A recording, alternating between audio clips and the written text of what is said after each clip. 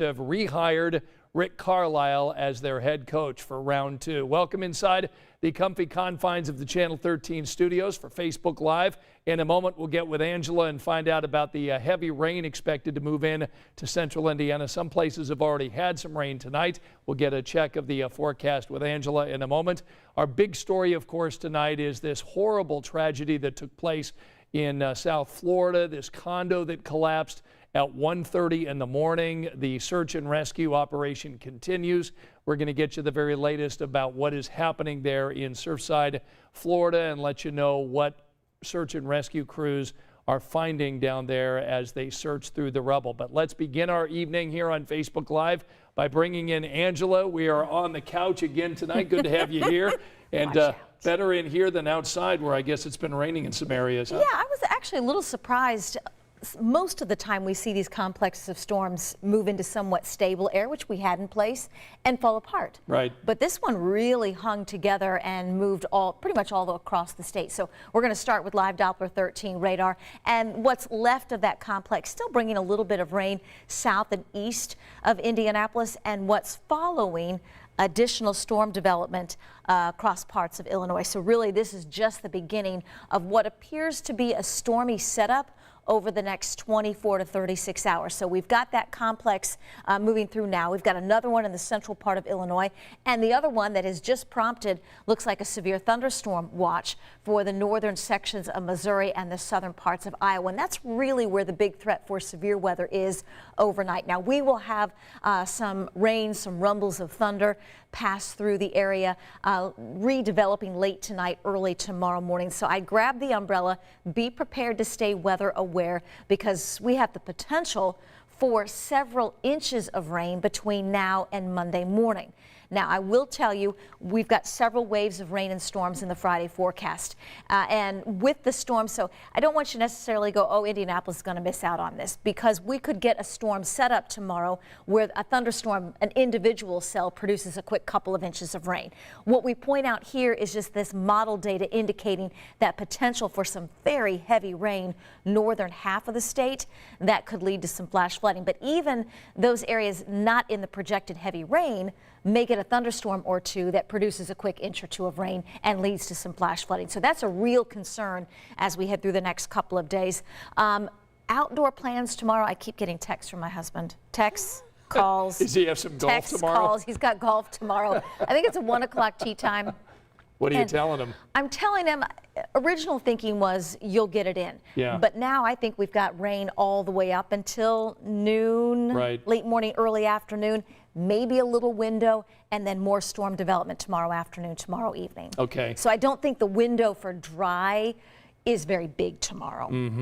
Bigger as we head into the weekend. All right, so that may answer Daniel Moore's question for you tonight. I have a question for Angela. Is it going to rain all day tomorrow? He wants to do some walking in the downtown Indy area. Oh, nice.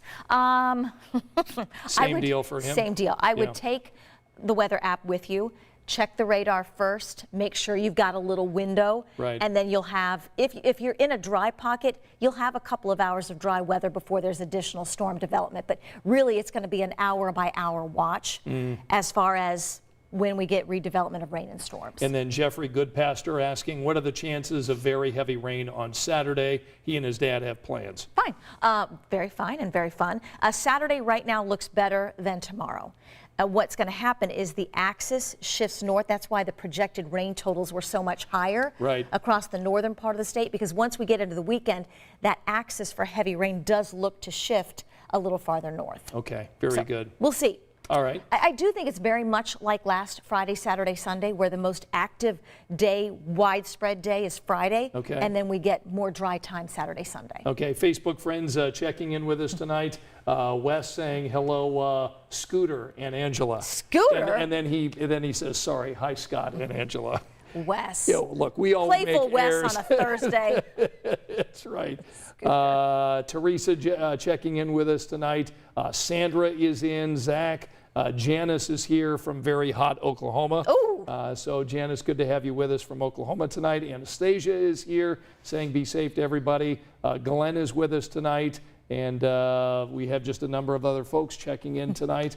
Let's see. Padaloin Carrie saying keep the storms away from Pennsylvania. Okay. I don't know that you have the Pennsylvania forecast I don't have the Pennsylvania fired up power. right now. I don't have any power, period, just so you know. We'll have more on the forecast coming up from Angela, but we do want to turn our attention to this tragedy that we're continuing to watch that is happening in Miami. Of course, we're talking about this condo collapse that happened last night at 1:30 in the morning, and want to show you this picture, the surveillance video of the building that went down at 1:30 in the morning. Of course, there were over 100 rooms there. Many of those people were sleeping at the time.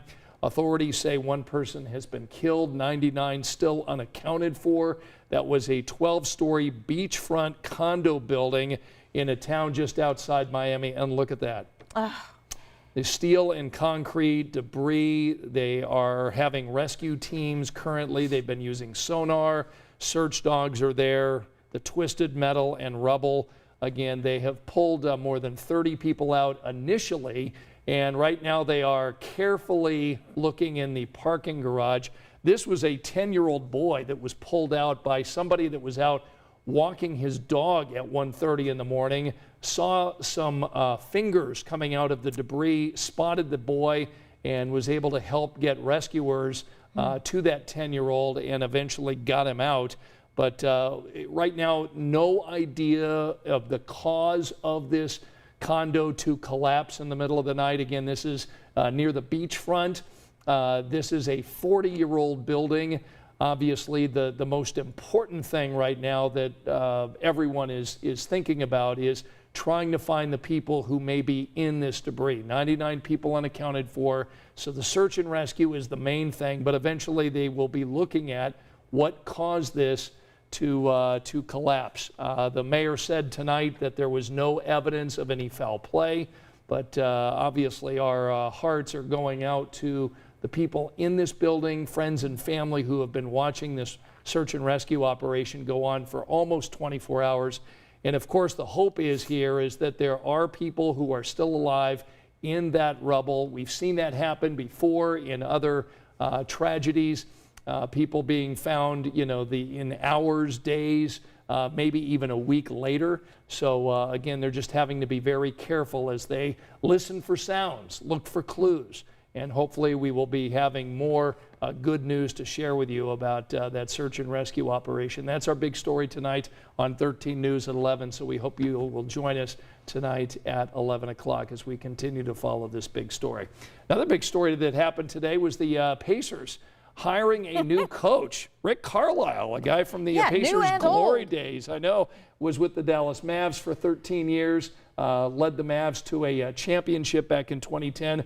He obviously did things right here in Indiana. He led the Pacers to the Eastern Conference Finals, got the team into the playoffs, and our Dave Calabro was at Bankers Life Fieldhouse tonight and files this report. Hi, everybody. It's a big offseason for the Indiana Pacers. They're rebuilding on the outside and on the inside. Rick Carlisle coming back as the head coach. He got a 4-year deal worth reportedly $29 million. Of course, Rick coached here the Pacers back in 2003 through 2007. They went to the playoffs 4 times, and of course, they won 61 games back in 2003. Carlisle spent the last 13 seasons in Dallas, where they became a playoff contender each and every year. They won the title 10 years ago. Carlisle's now 61 years old. He has 836 wins. That's third most among all the active coaches. So this is a big commitment for the Indiana Pacers. Again, a 4-year deal worth $29 million. He takes over a team that underperformed this year. We'll see what they can do this fall. I'm Dave Calabro.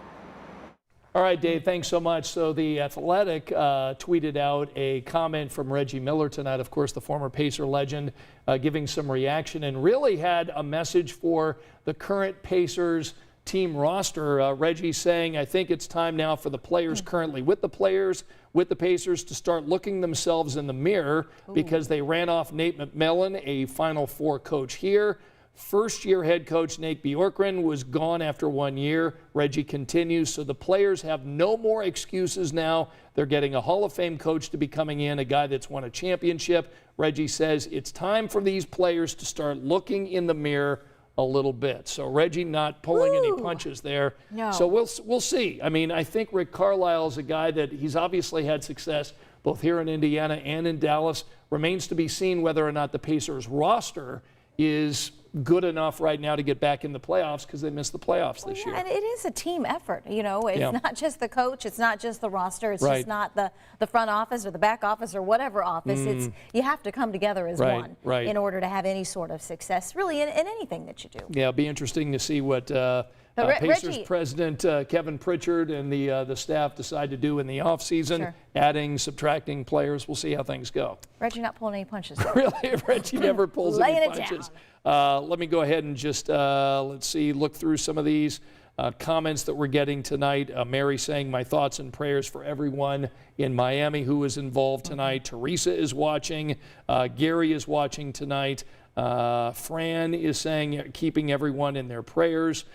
Christy is with us tonight, and Jamie saying so sad, which is certainly the way all of us feel about that condo collapse. Lots of comments about the devastation, and there was one comment, and you and I had talked off the air about it, that there were reports that this building had been sinking in recent years, but it is way too early to speculate that one thing caused this such destruction. So I think that's the reason, obviously, that people are still looking into the cause, and we're not going to know maybe for weeks or months the exact cause. You're right. And there could have been several factors that go into play, but the devastation is, it's hard to look at. We just don't ever see this, do we? No. I mean, there were comments about this. The last time we saw anything like this was 9/11. Sure. But, we just don't see condo buildings collapsing, pancaking that way. All the concrete and the steel coming down. And I half listened because I was kind of busy, but NBC Nightly News, one of their reporters did interview somebody that must be involved in construction of some sort, and was trying to explain what happens when something happens with the steel and then the concrete fails. And I wish I would have had time to listen to it, but I'm sure it's online if you are interested in looking for it. Yeah, NBC Nightly News has got great coverage there, and so that's obviously a place you can go. And again, if people are just joining us here on Facebook Live and they're wondering about this rain on Friday morning and Friday afternoon, what are you saying? Actually, if we can go back to the weather computer, I was going to try to advance some of the graphics. So we do already have a flash flood watch that went up tonight at 9 o'clock, goes all the way through Saturday morning. I wouldn't be surprised to have some southern counties added to that watch. And remember, you don't have to be under the watch to get a flash flood warning with some storms developing. And speaking of storms, we do go under the threat for severe weather tomorrow. Grab the umbrella. Be prepared to stay weather aware. There's going to be off and on showers and thunderstorms. And I know folks were looking for a dry window. And we get new information every several hours. So this is the latest run with Future Track 13 early in the morning. And you can see, yes, there's going to be a window, but I don't think it's going to be a very big window. This looks to be, we get one complex moving out, another one quickly on its heels. That, again, could lead to some flash flooding. And we may have a couple of storms reaching severe limits with perhaps some damaging winds or some hail. So it does appear to be a very active day start to finish tomorrow. But then most of our analysis has this boundary shifting north. And you can see that happen as we go into late Friday, early Saturday. So that would set us up for more dry time on Saturday afternoon. So if I had to pick a day to play golf, it would be Saturday and not necessarily tomorrow, unless you're willing to, wait by the phone, wait by the radar. Okay, it looks like I've got a couple of hours, and then and try to give it a go. Did your husband have a tee time Saturday as well? Oh yeah, he's got Saturday, and then he'll make up tomorrow on Sunday if he doesn't get it in tomorrow. So don't worry about Mr. Yeah, Mark's probably got 36 holes in him this weekend for sure. He'll be fine. All right, very good. All right, Angela and I are with you every weeknight here at 10 o'clock here on Facebook Live, and we will both see you tonight for 13 News at 11 over on Channel 13. See you then. Good night.